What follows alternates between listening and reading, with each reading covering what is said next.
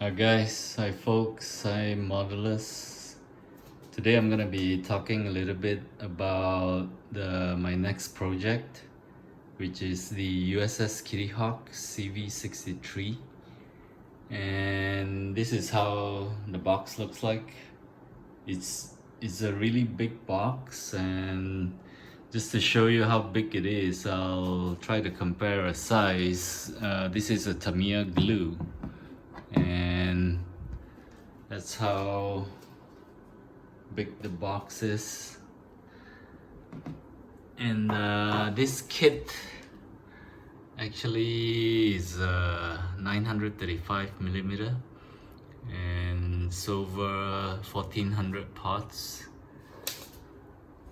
and it's by Trumpeter, and the scale is 1/350. And this is how the box layout looks like. And in fact, I've started working on this already. This is the box itself. It comes with two separate boxes like this, and another one over there. These are the decals. This is the deck, and the hull actually is sitting in here, but I've taken it out. And these are the jet fighter planes, all in clear parts. And these are the two boxes that has all the screws in there. I think it has maybe more than 30 sprues. So it's just sprues after sprues after sprues, and it's tons of parts. And this is the color guide, and this kit comes with the F-18. I think this is a Prowler, Hawkeye, and Seahawk. And the thing about this kit is, okay, basically Trumpeter has released this in year 2015. And there's another model, CV64 Constellation, and these two kits are from the same tooling. And if you talk about modern aircraft carrier in 350 scale, I think it's quite niche. There's not many modern aircraft carriers in this scale. The ones that I can think of is the legendary Tamiya's Enterprise CVN65.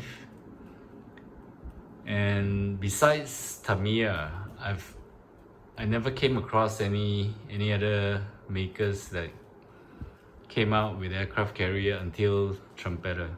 And Trumpeter, I believe there's 3 models. They came up with the Nimitz CVN68, which was an early release back in year 2003, 2004.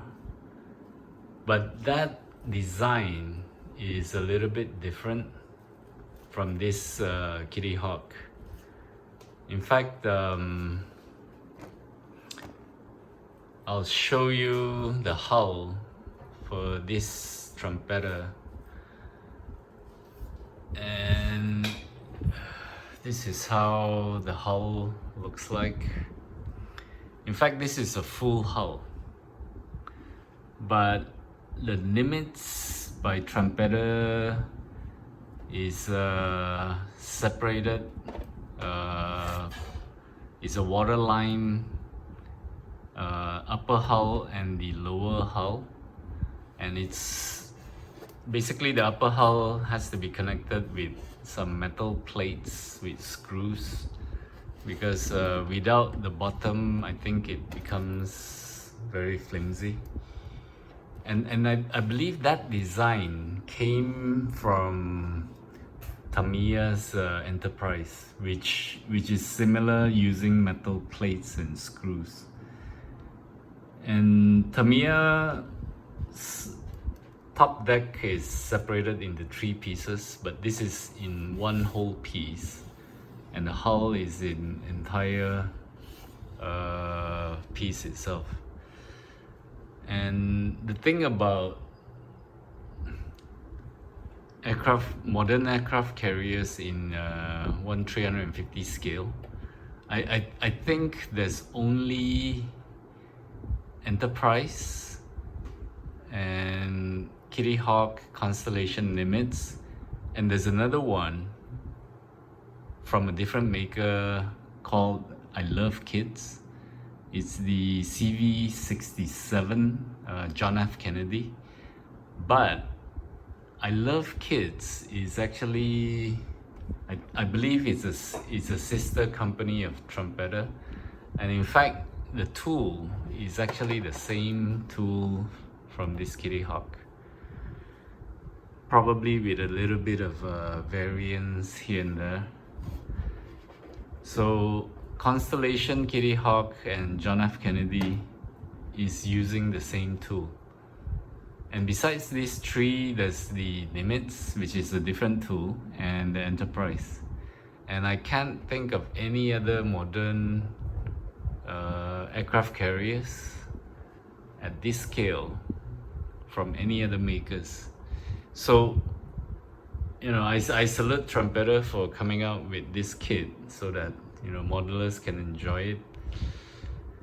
And I can't think of other makers which has done modern aircraft carriers. So basically, for this kit, this is where I'm at. In fact, I started it probably a couple of weeks ago, and it's just at the beginning. Okay, the thing about this kit, it does not come with any interior details. The only thing you might get is this this thing, which is for the hangar bay openings. So I had to scratch build the entire hangar bay, basically referring to a lot of the, I think a lot of modelers have done this, and they're doing the same thing.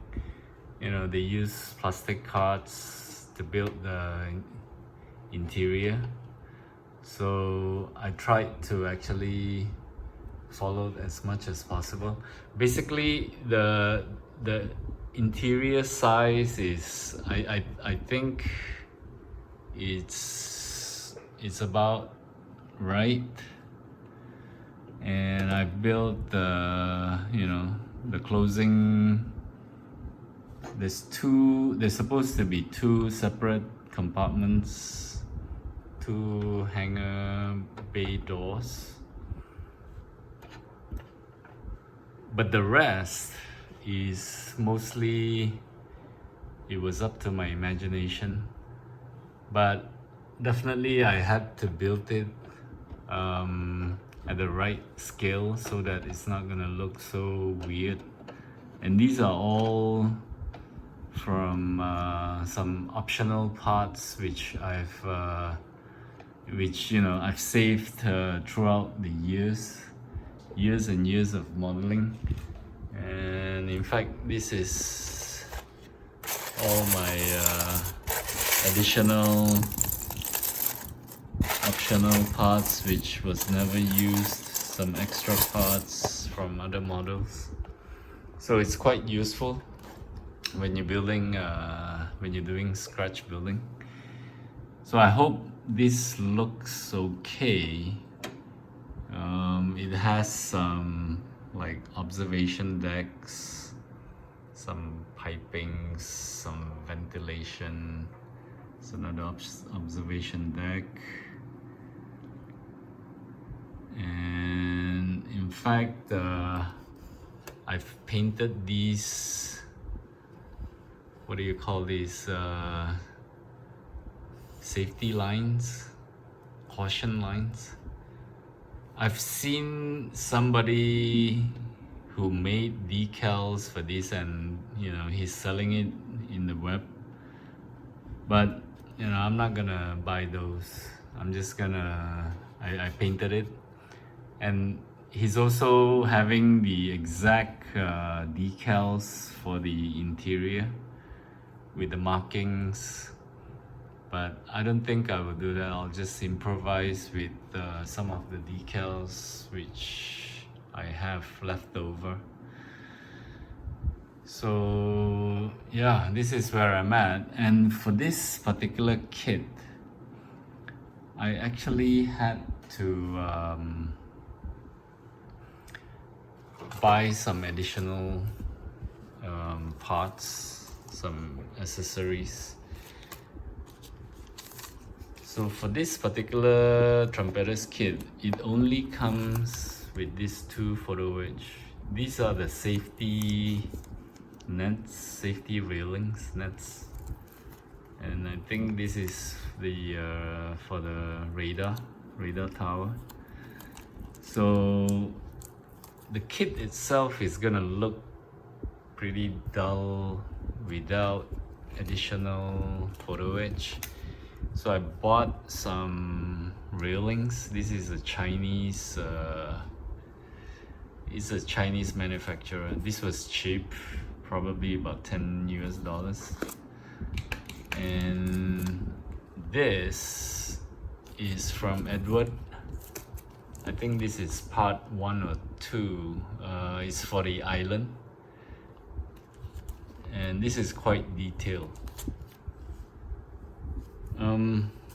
The island's gonna look pretty dull if it's out of the box, so I had to get this, but this was not cheap. I think it cost about £40 from Model Hobbies UK.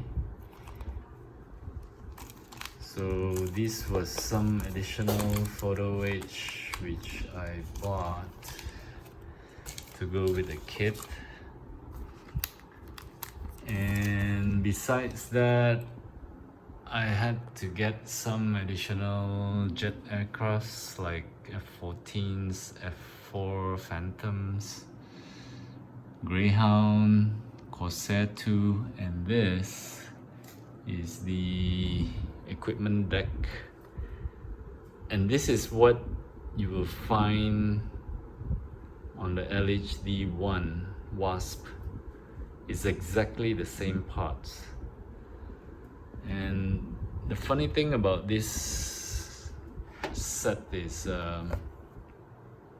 there's only 4 wheels for this crane, but it's supposed to have 6.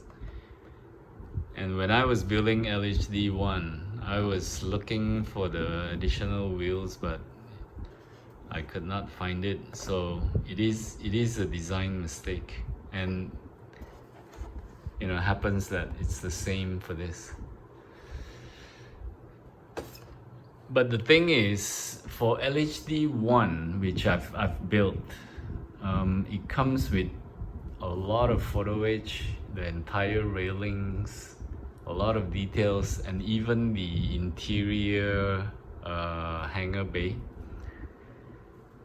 And I believe it's, you know, for all these plastic model makers, it's more of a business case where, you know, this is a huge kit and a lot of plastics. So, you know, I'm sure they couldn't add in as much detail and additional photo-etched compared to the LHD-1, which, let me just show you here. This is the LHD-1. This is actually a gallery model, but it is a trumpeter.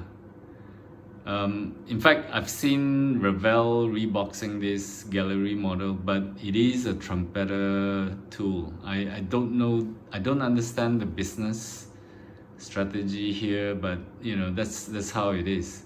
And in fact, this has a lot of photo etch. The entire railing came with the model, so it was just out of the box, nothing additional. But for this Kitty Hawk, you know, I had to buy some additional things because it's just gonna look too plain without the photo etch. And here I have some planes assembled but not painted. These are the F-14s, some Phantoms, Corsair, Greyhounds, but still a long way to go. And another thing that I wanted to show you is this. This is actually gonna be the ceiling on top of here, and it's quite rough. It's just plastic plates glued together with a groove for the LED to sit in there. In fact, I decided to put this thing in because it was cheap. I found this on the internet. I think for about $5 US.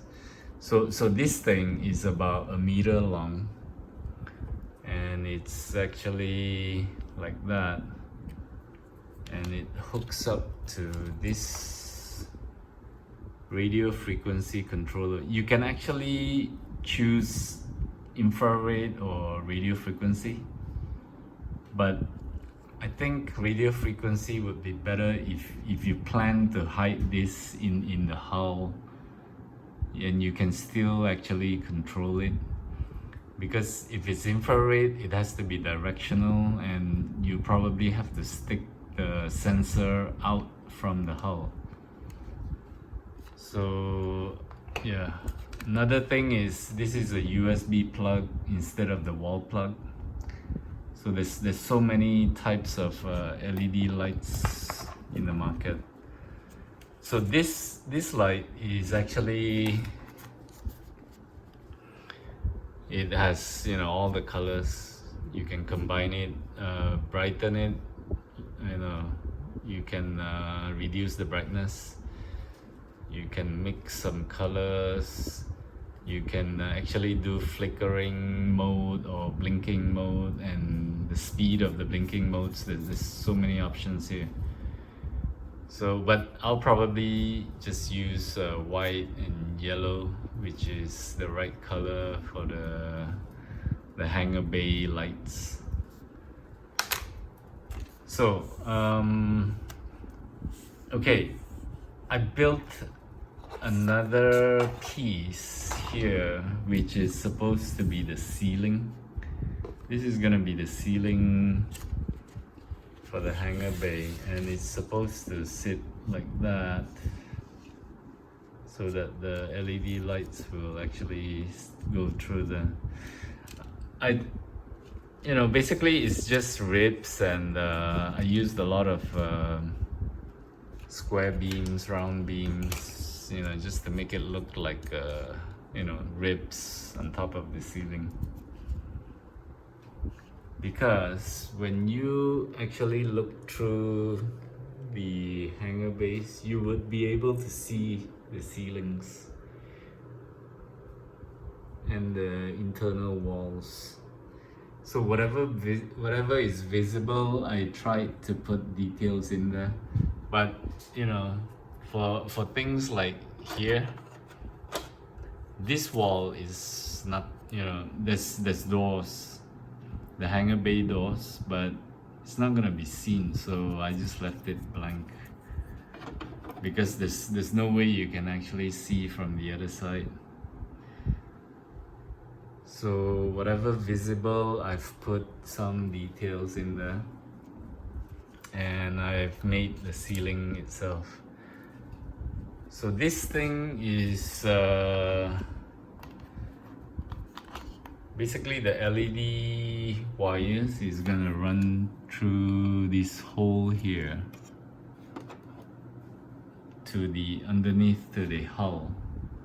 And let me just take out these walls to show you underneath the hull. Okay, so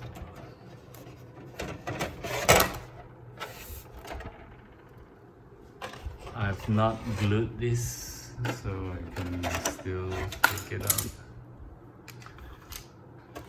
So on the bottom of the hull there's a hole,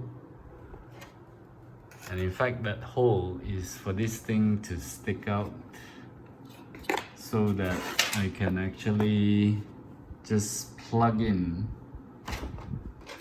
from the bottom, like, you know, like that.